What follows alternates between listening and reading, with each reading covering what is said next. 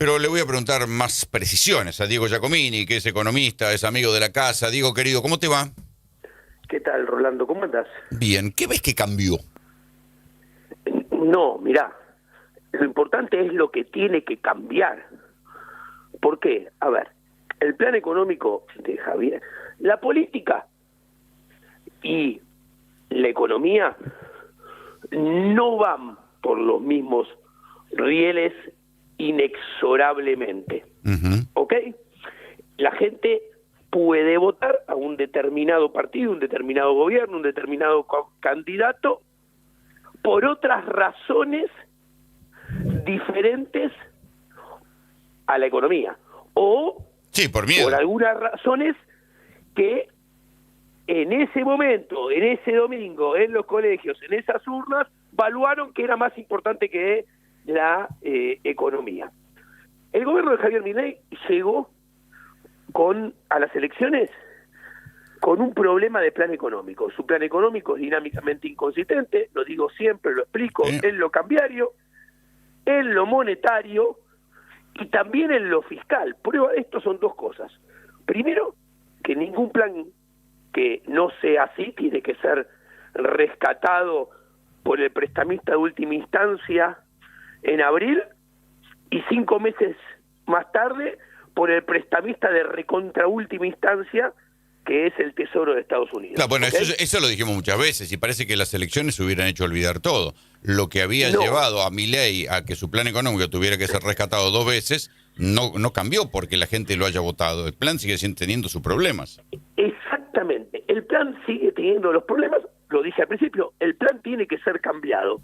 El resultado electoral es un termómetro que le da una inyección de reputación y credibilidad mayor que la que tenía antes de las elecciones para justamente hacer esos cambios y procurar que esos cambios tengan chance de ir bien en la película de corto y mediano plazo. ¿Es una oportunidad que se puede aprovechar o es una oportunidad que se puede dilapidar? ¿Qué quiero decir? Los cambios que hay que hacer siguen siendo lo mismo que antes. O sea, hay que cambiar el régimen cambiario. La prueba es que el tipo de cambio iba hacia un lugar de equilibrio que no sé dónde está, pero es más alto que el actual. La política monetaria tiene que ser totalmente, dejar de ser totalmente dependiente del Poder Ejecutivo y totalmente discrecional. Tiene que pasar a haber un Banco Central independiente que actúe bajo reglas. ¿Para qué? Para tener alguna chance, alguna oportunidad, que la política cambiaria nueva sea exitosa, que la política monetaria nueva sea exitosa y podamos dejar de tener problemas con el tipo de cambio y que la inflación vuelva a bajar, porque la inflación se generó, aún conteniendo el dólar artificialmente. Entonces, resumiendo, si a Milei le iba mal en las elecciones, iba a tener muchísima menos reputación, muchísima menos credibilidad y los cambios que debía hacer, lo más probable es que fracasaran rotundamente. Ahora tiene la oportunidad de hacer cambios económicos que, como le fue bien, tiene más probabilidad que tengan alguna chance de ser exitosos y terminar. Claro, pero pueden hacer la lectura inversa, es decir, si hasta acá no fue bien, ¿por qué lo vamos a cambiar? Bueno, ese es el gran riesgo, más conociendo el paño. Si te decían, o sea, no voy a vos lo que estás diciendo entre líneas cuando decís conoces el paño es conociendo al personaje presidencial que su bilardismo, digamos, de decir, bueno, equipo que gana no se toca.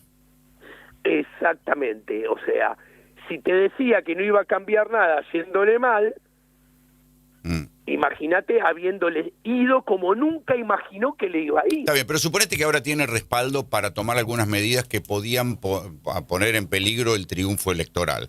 ¿Cuáles serían esas medidas? Que vos crees que son más o menos de sentido común.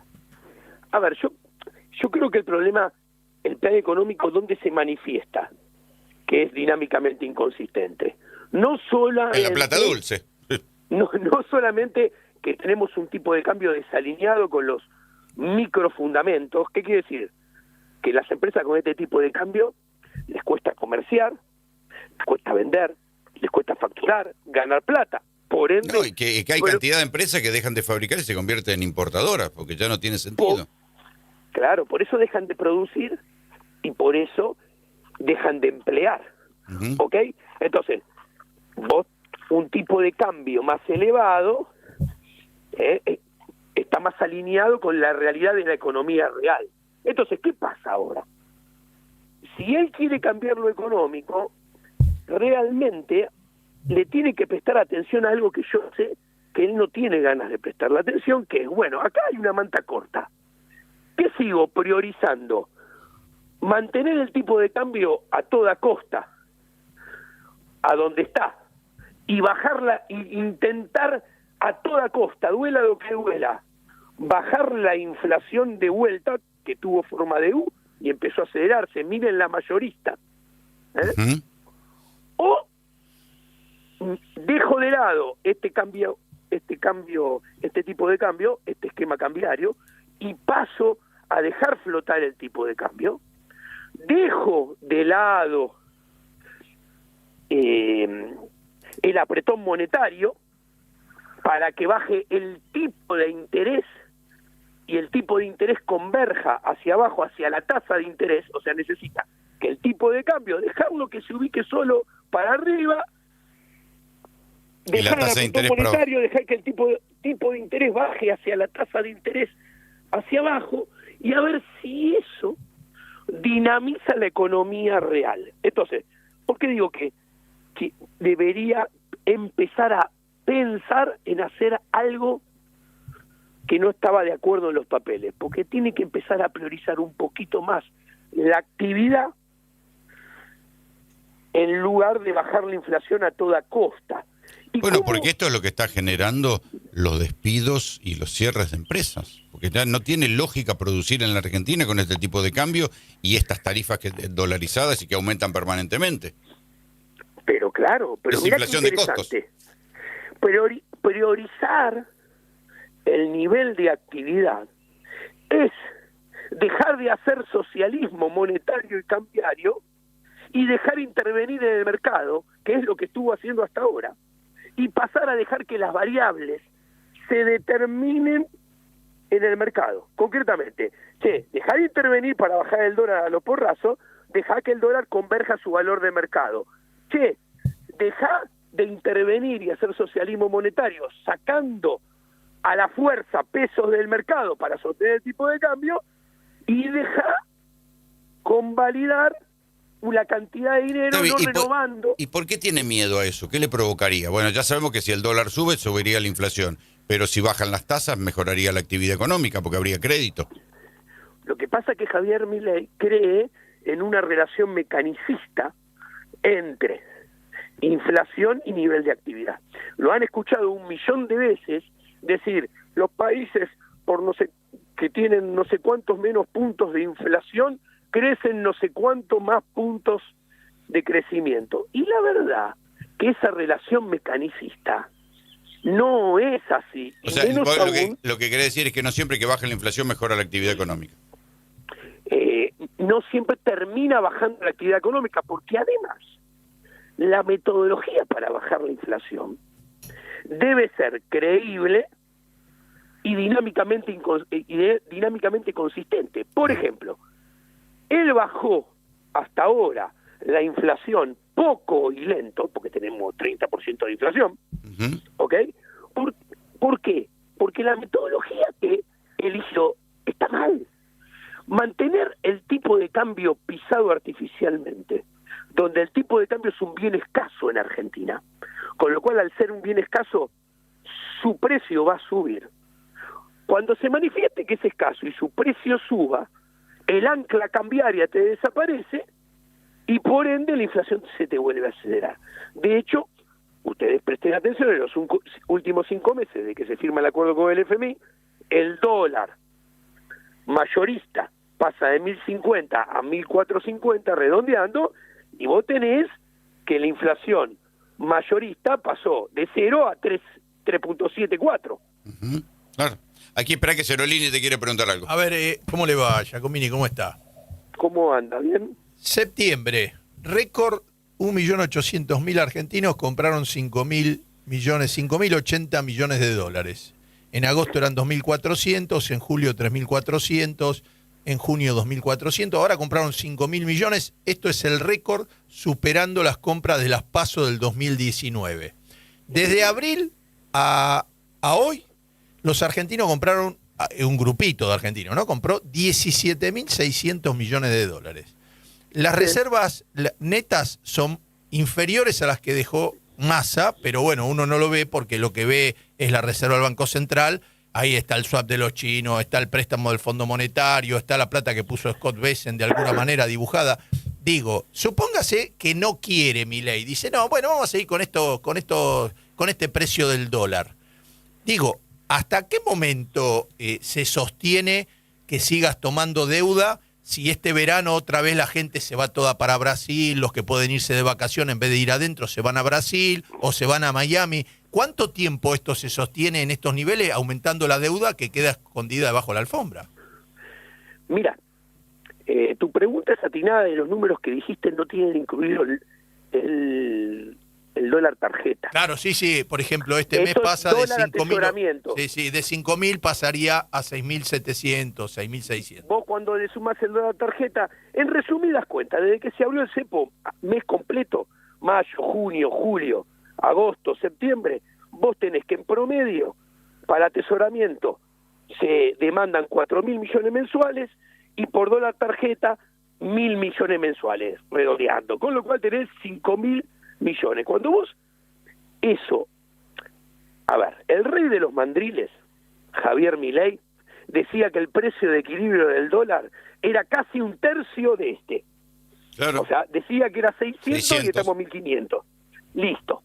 Primer error garrafal. Segundo error garrafal es no visualizar que, como expliqué antes, los microfundamentos de las empresas muestran que el tipo de cambio debe ser más elevado y al mismo tiempo los fundamentos del mercado cambiario también muestran que el tipo de cambio debe ser más elevado. ¿Por qué?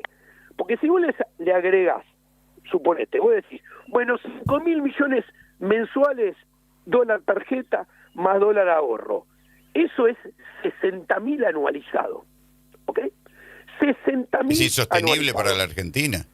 Escúchame, está bien anualizarlo porque para Javier Milei y para el Toto Caputo, este tipo de cambio ellos se sienten cómodos, claro, no operan en la economía real, y dicen que es de equilibrio. Si se sienten cómodos, dicen que es de equilibrio. Con lo cual está muy bien anualizarlo. Vino para quedarse, por ejemplo, un año. Las exportaciones son 83.000. Si vos tenés 83.000 y tenés 60.000 de demanda ahorro anualizada, Sí, y no toma las importaciones. Y las importaciones son otras 60.000, 65.000, claramente vos tenés un exceso de demanda de dólares, porque el único proveedor genuino son las exportaciones. Después puede haber 5.000 millones que las empresas emiten obligaciones negociables. Y inversiones que no han llegado. Inversiones que no han llegado. Es más, te puedo decir que dicen, no, porque las exportaciones el año que viene van a ser 7.000, 9.000 millones más. Les cuento, esos 7.000, 9.000 millones más que pueden ser las exportaciones, porque la cosecha gruesa por ahora viene muy bien, junto con la energía, se la lleva todo el sector público. ¿Por qué? Porque el sector público tiene que pagar 9.000 millones de intereses de deuda que este año no compró, que el año que viene los va a tener que comprar, con lo cual se lo lleva el sector público intereses, porque supuestamente la amortización de capital se paga con el SOR de Estados Unidos, con lo cual la ecuación del sector privado sigue igual. Bueno, esa ecuación, tanto por el lado de la economía real de los microfundamentos, como por el lado de la economía monetaria del mercado cambiario, el exceso de demanda, se corrige vía precio.